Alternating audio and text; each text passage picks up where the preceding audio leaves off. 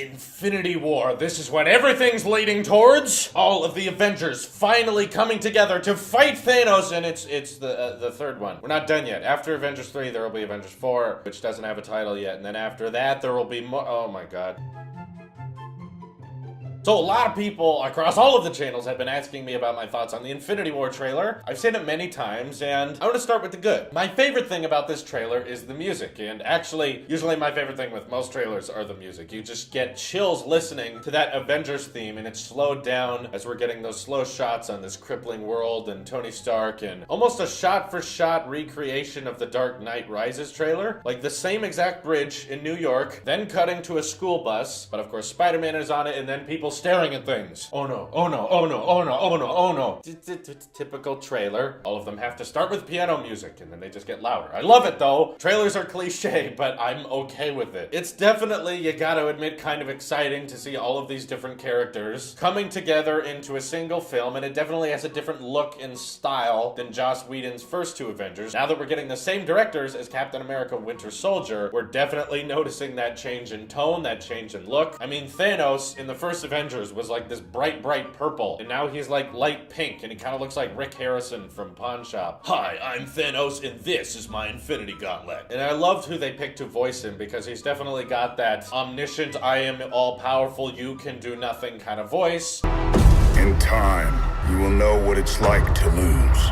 But it really makes me wonder, can even Thanos break the reoccurring problem with most Marvel films of their villains being fairly weak? I didn't do a video, I haven't done much videos on this channel, of Thor Ragnarok, but Hela in that movie, again, is kind of like Steppenwolf in Justice League. Their motivation is, I am powerful, and Hela's motivation at least was like, I should be the queen, and all of what your king told you were lies, which apparently she was right about, so I don't know why we were too upset. There could have been a peaceful transition of power, but again, Hela just sounds evil. Just kind of weak motivations compared to something like The Dark Knight, or even a film like Man of Steel, which a lot of people don't like. I really appreciate it because the villain had some motivation and some reasoning behind what they were doing. They were like, we need to recreate this world as our own because our species is going to die. But it ended up being kind of stupid because on planet Earth you can jump and fly and do whatever you want, so why terraform the planet anyway? I don't know. Bad example. Let's look at one of the prime examples, the Joker in The Dark Knight. He's an interesting villain. He doesn't even have that much motivation, but it's more anarchy. It's more interesting because he's just chaos. He's like a dog chasing cars, right? That's the kind of villain I appreciate, opposed to the, I'm going to fire a blue laser into the sky because ultimate power, I want to rule the world. Why does everyone want to rule the world? Look at the leaders of the world now. It's not that fun. You get a lot of complaints, and it seems like the overarching theme with all of these Marvel films has always been, I want to rule the world, or I need to wipe out the human race. Why? Because power. Whereas in like the Marvel Netflix shows, like on Daredevil, you have your villain who's genuinely trying to fix the city, and he's got a different point of view than the protagonist, but they differentiate on what's the best way to get there. You know, you've got a bit of a debate there. You've got differentiating ideas competing with each other. I don't know. I feel like Thanos has a great history in the MCU because he's that post-credit scene. We've been seeing him all the time. We saw him in Guardians of the Galaxy. We keep hearing about him, but does that make him a better villain in the long run? Or is he still just going to be like, I want power. I want to rule the world because power. In the comics, at least, he was in love with Death. Death was personified, and he's trying to win her over, at least as Dan has told me. I don't read the comics. So there's like an interesting backstory to that villain where you can learn a lot more, and I hope they do something interesting like that. Because what does have me concerned about Infinity War, I guess I'm getting into the bad here, is that I'm afraid there are too many characters. One of the big issues I think most people had with Avengers 2, Age of Ultron, was you were starting to get a little bit clustered. It was like, okay, your character's doing this, your character's doing this. Oh, and Thor also has to go somewhere and go underwater, take his shirt off and go, "Blah!" Why? Because visions and stuff. And then also Vision exists, and now we're all gonna team up and fight a robot who wants to destroy the world because he's a robot and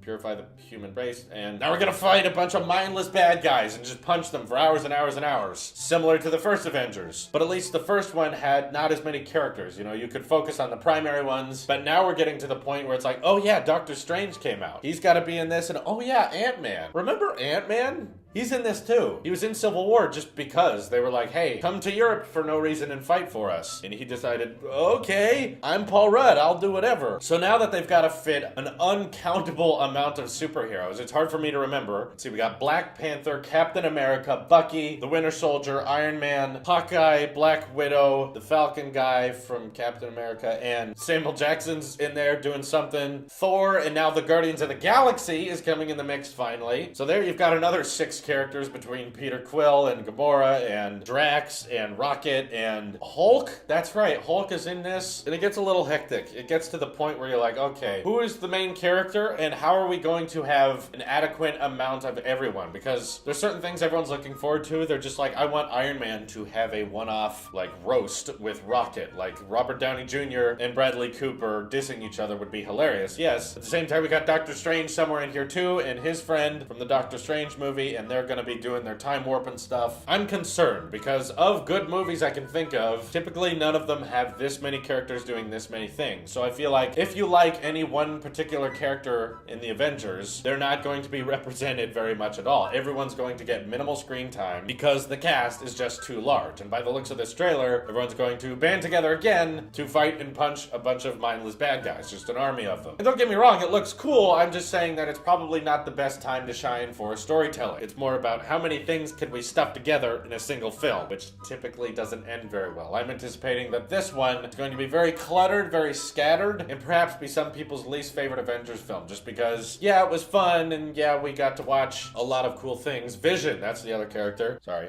I'm remembering them. There's so many. To have character development, you kind of have to be focusing on characters. And when you have so many, there's very little time you have for each one. You dice up your runtime with all these different characters, and it's cool to see them all together, but at the same time, you're not going to really bond with anyone. It's not going to feel like that personal movie. It's not going to feel like there's any kind of ideological debate. That's one thing I really liked about Captain America Civil War. There was kind of a bad guy who wanted to pitch them against each other because he hated them for trying to save a city, so there's that. But it was more of just a story about betrayal, how Captain America was fighting Iron Man and their different ideals. So there was a discussion there, and I thought that was interesting. This, I do not believe, is going to be a deep debate of anything, unless that debate is, we should destroy the human race. And the Avengers say, don't do that! That's the length of this debate here, which is mostly just punch him hard enough. And that's my next problem with Thanos, is whatever reason they have for killing him at the end. And he probably won't die in Avengers 3, he'll probably die in the next one. But whatever it is that is capable of killing him, it's probably going to be one of those, really? That did it? Like, if we all point our lasers at the right time, similar to Age of Ultron, if we're all shooting simultaneously, that resembles teamwork. It shows us fighting together, even though we should all just have Hulkbusters. Like, seriously, Iron Man. You are just a human inside a giant metal suit. Make more of those suits. Imagine Captain America in a Hulkbuster. Imagine Hulk in a Hulkbuster. Do you know how powerful that would be? Why can't Black Widow get a Hulkbuster? All she has is a pistol. And now she's Avenger? I don't get how this works, but yeah. Whatever method or reason they have for killing Thanos, it's really not going to make any sense. It's not going to be one of those hot fuzz kind of endings where it's really satisfying and it's like, oh yeah, we got him! Shot him just right, or oh, he fell on this death spike, finally outsmarted the villain. No, it'll probably just be Iron Man and someone holding Thanos or shooting him enough times with Peter Quill's lasers and then eventually just and then explodes and the screen goes to white and then it rains infinity gems. Rain and rain of source material we have for the next 8 Marvel phases. There's a lot riding on this film. I really hope that the people working on it can make it cohesive and can make it understandable and can still leave some time in there for character development. We're definitely going to have to kind of axe character building for certain characters. They're going to be like, sorry, the movie doesn't have time for you. The movie doesn't have time for this. We need to focus on our new characters, or we need to focus on a handful of characters. I don't know. Probably focus on the characters that are going to die. That was my complaint with Captain America Civil War, is I thought someone should have been killed to show that loss can happen, to say that sacrifice and loss is inevitable when we're fighting each other like this. But at the end of Civil War, everyone lived. Even the guy who fell to the ground in an Iron Man suit. I feel like he would have died. But even him decided to live. So it was kind of like, well, we hate each other and we've lost nothing at the same time, except our friendship. Darn. So I'm hoping that at least in Infinity War, we get some people dead. That way, Avengers 4 will actually have a minimal amount of characters that we can focus on. That's right. I want everyone to die. If I had to put money money on it, I would say Vision doesn't look too good based on the trailer. And I'm gonna say Iron Man's gonna die because Robert Downey Jr. is probably sick of playing this character. Maybe Cap will die, maybe Thor. As they've been doing this for a long time, they're probably ready to hand it off to the next generation of Marvel heroes. Unless, of course, they get more money, in which case they